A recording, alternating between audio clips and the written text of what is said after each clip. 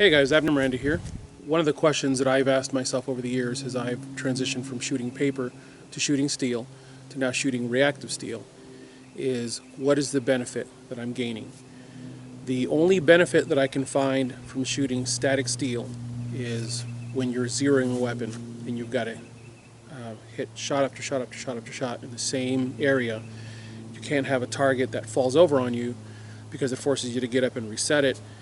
And you need to have a target that's very static, that can absorb rounds without shaking and wobbling around on you, so you can get a zero on a weapon. Aside from that, static steel, I'm really finding, is completely irrelevant.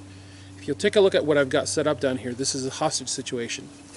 I've got I've got 3 adults and a child, and I've got 2 hostage takers mixed in. What's the best way for me to peel those hostage takers out from amongst those 4 innocent people is to be shooting reactive steel.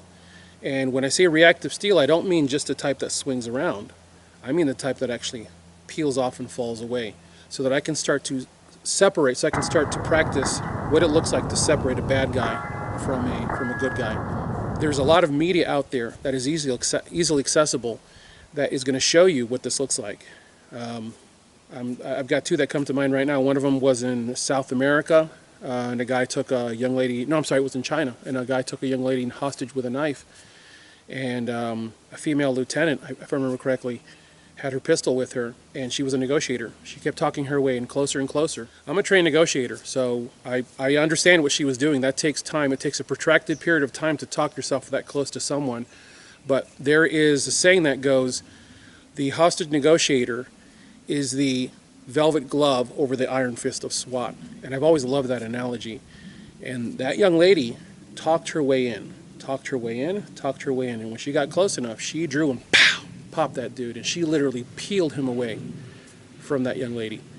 And then somewhere here in North America, a young man took an elderly lady hostage at a 7-Eleven or something like that, a convenience store.